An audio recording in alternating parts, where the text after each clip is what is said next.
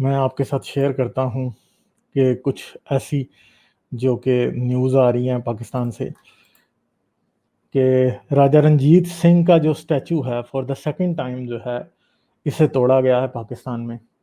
اور یہ جو ہے وہ لاہور قلعے کے سامنے ہے، اور جہاں پہ راجہ رنجیت سنگھ کی گریو ہے وہاں پہ ہے. تو اس کو پھر توڑا گیا، اس کے اوپر گارڈز تعینات ہیں، لگائے گئے ہیں تاکہ اس کو نہ توڑا جائے. مگر اسلامی ملک کے، اسلامی ذہن کے جو لوگ ہیں وہ بار بار جا کے اس کو توڑ دیتے ہیں. تو اب اسٹیچو کی بازو توڑ دی گئی ہے، اور جس بندے نے توڑا ہے وہ ایک نوجوان سا شخص ہے، گرفتار ہے اس وقت. بٹ پرابلم یہ ہے کہ ایسی سوچ کیوں آتی ہے؟ تو یہ ہے ایک واقعہ راجہ رنجیت سنگھ کا اسٹیچو توڑنا. اور دوسری طرف آپ کو میں دکھاتا ہوں یہ جو ارطغرل غازی جو ڈرامہ ہے، جو کہ بیسیکلی ٹوٹلی ایک فکشنل ٹیل ہے.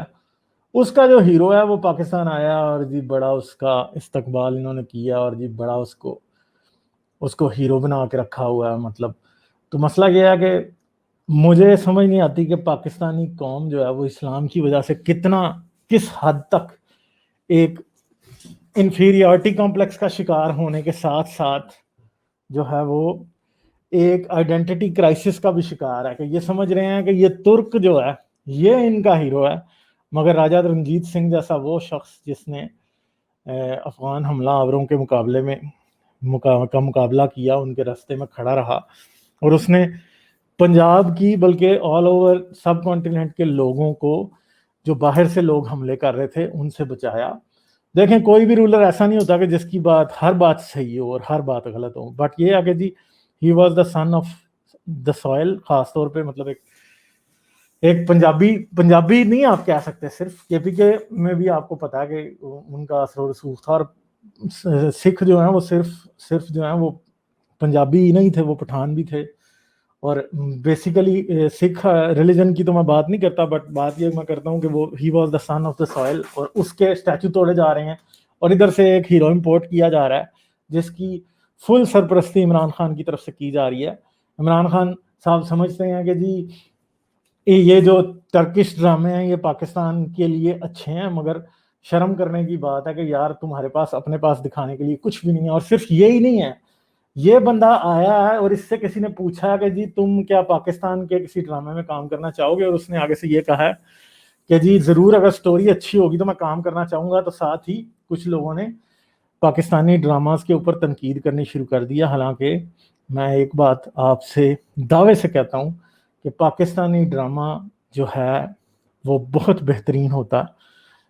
پاکستانی ڈرامے انڈیا میں بھی چلتے ہیں اور دنیا بھی دیکھتی ہے، اور اچھے ڈرامے پاکستان میں بنائے جاتے ہیں، سوشل ایشوز پہ بنائے جاتے ہیں. یہ وہ کنٹری ہے جدھر اتنی تنقید ہوتی ہے اور چائلڈ ابیوز تک پہ ڈرامے بنائے گئے ہیں، اور ریسنٹلی بنائے گئے ہیں. 1-2 پہلے ہی ایک وہ چائلڈ ابیوز کے اوپر ڈرامہ جو ہے وہ چل رہا تھا پورا، اور اس کے اوپر ان کو بڑی تکلیف ہو رہی تھی کہ ہاں بھائی ہمارا سچ کیوں دکھاتے ہیں. پھر زندگی تماشا جیسی فلم کے اوپر ان کو بڑی تکلیف انہوں نے بند کرائی ہوئی ہے ابھی تک. تو مسئلہ یہ ہے کہ یہ صرف خوابوں خیالوں کی دنیا میں رہنا چاہتے ہیں، اس دنیا میں جہاں پہ ان کو سب اچھے کی رپورٹ دی جائے، سب جس کو کہتے ہیں سب گٹر لائن میں گر رہا ہے سارا پاکستان. مگر یہ سمجھتے ہیں کہ ہم جو ہیں یہ اس طرح کے خواب خیال لوگوں کو دکھائیں گے تو لوگوں کی کوئی کردار سازی کر لیں گے، لوگوں کا کوئی مائنڈ نیا بنا لیں گے. ایسا نہیں ہوتا.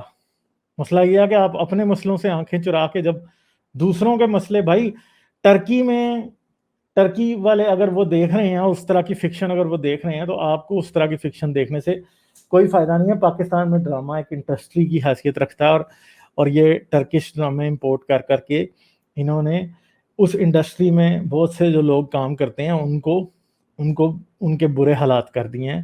اس کے ساتھ ساتھ یہ ہے کہ پاکستان کے مسئلے پاکستان کے رائٹر کو پتہ ہیں.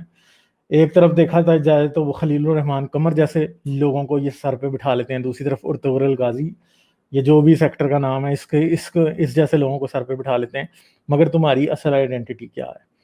تمہاری اصل آئیڈینٹی کچھ بھی نہیں ہے. تمہیں کچھ پتا نہیں ہے. تم وہ دھوبی کا کتا، نہ گھر کا نہ گھاٹ کا. نہ تم عرب ہو، نہ تم سب کانٹیننٹ کے ہندوستانی ہو یا سندھی ہو یا بلوچی ہو یا پٹھان ہو یا پنجابی ہو، تم ہو کیا تمہیں خود ہی نہیں پتا، اسلام نہ تو تم عربی بن سکتے ہو۔ مسلمانوں کو میں نے یہ دیکھا ہے، اب ظاہری بات ہے کہ یہ اب جو پاکستان سے باہر رہتے ہیں ان کو پتا ہے اس بات کا، کسی بھی ملک کے ہوں گے چوغے پہن کے پھر رہے ہوں گے، عربوں والے سروں پہ ٹوپیاں رکھی ہوں گی، چوغے پہنے ہوں گے، پھر رہے ہوں گے۔ یار تم پاگل ہو، تمہارا جس کنٹری میں تم رہتے ہو کیا اس کی کوئی آئیڈینٹی نہیں ہے؟ اس کا لباس تمہیں نہیں اچھا لگتا؟ کیا اس کا لباس تمہیں سوٹ نہیں کرتا؟ عورتیں ہوں گی تو وہ برقعے پہن کے پھر رہی ہوں گی، بندے ہوں گے تو چوغے پہن کے پھر رہے ہوں گے۔ دیکھ کے بندے کو غصہ چڑھتا ہے کہ یار یہ کیا فضول لوگ ہیں، ان کو ذرا بھی رسپیکٹ نہیں ہے اپنے کلچر کی، اپنی آئیڈینٹی کی۔ مطلب کوئی حد ہوتی ہے بے شرمی کی اور ہٹ دھرمی کی۔ ایک طرف آپ جو راجہ داہر کو گالیاں دیتے ہیں، کیونکہ راجہ داہر جو تھا وہ محمد بن قاسم جیسے لٹیروں کے سامنے کھڑا ہوا تھا، رنجیت سنگھ جو تھا وہ دوسرے جو افغان لٹیرے آتے تھے ان کے سامنے کھڑا ہوتا تھا۔ تو مسئلہ یہ ہے کہ جو بھی ہمارے لوگ جنہوں نے اس سارے اس دھرتی کے اس علاقے کے لوگوں کا بھلا کرنے کی بات کی، وہ ہمارے ولنز ہیں۔ اور ہیرو کون ہے؟ ہیرو یہ امپورٹڈ ہیرو ہیں۔ صلاح الدین ایوبی ہمارا ہیرو ہے بھائی، صلاح الدین ایوبی تمہاری پھوپھی کا بیٹا تھا۔ وہ کہاں آج سے 1000 سال پہلے فلسطین میں اگر وہ کوئی جنگ لڑ رہا تھا، ہم نے جب یروشلم فتح کیا، تم کون تھے بھائی؟ تم تھے، تم نے کوئی یروشلم فتح نہیں کیا بھائی، وہ سیرین تھے جنہوں نے فتح کیا تھا، یا مصری تھے جنہوں نے فتح کیا تھا، تم نے تو نہیں کیا۔ عربوں کے اب ترکوں کے اوپر تم نے ترک سمجھ رہے ہو کہ ہاں بھائی ہم ترک ہمارے ہیرو ہیں کیونکہ ہم مسلمان ہیں، اس لیے ترک بھی مسلمان ہیں، اس لیے وہ اور ہم ایک ہیں۔ بھائی نہیں ہے ایک، وہ تم کوئی ایک نہیں ہے، آپ اور ہیں وہ اور ہیں۔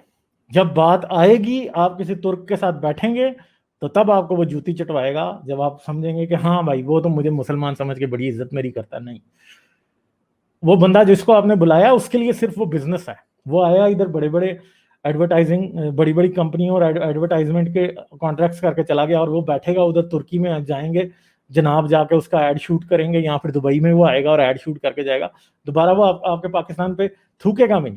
کیوں؟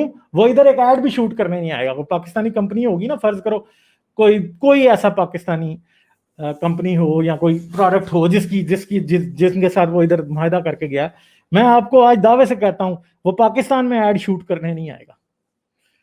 یہ آج میں آپ کو دعوے سے کہتا ہوں، یہ اوقات ہے آپ کے پاکستان کی۔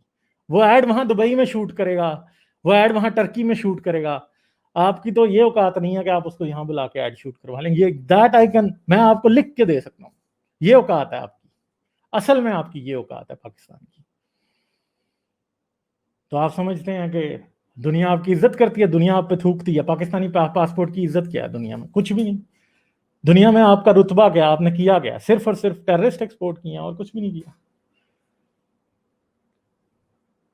فخر کر رہے ہیں جی وہ ارطغرل غازی ہو بھائی، جو سٹوری فکشنل ہے، وہ آپ کا ہیرو ہے۔ بڑے جی رومانس چل رہے ہیں ارطغرل غازی کے آپ لوگوں کے اس ٹائم۔ یار لعنت ہے ایسی سوچ پہ، صحیح بات ہے، کوئی حال ہی نہیں ہے۔ افسوس آتا ہے، افسوس بھی چھوٹا لفظ ہے، یعنی اتنا بڑا مطلب جو ہے نا حالات آپ پاکستان کے برے ہیں۔ تو کیا مطلب کیا مل رہا ہے آپ کو اس طرح کی باتوں سے؟ کچھ بھی نہیں مل رہا، ٹھیک ہے، کچھ بھی نہیں مل رہا اور کچھ بھی نہیں ملے گا، ٹھیک ہے۔ یہی اوقات ہے، تو کیا آپ کریں گے؟ کچھ بھی نہیں ہوگا۔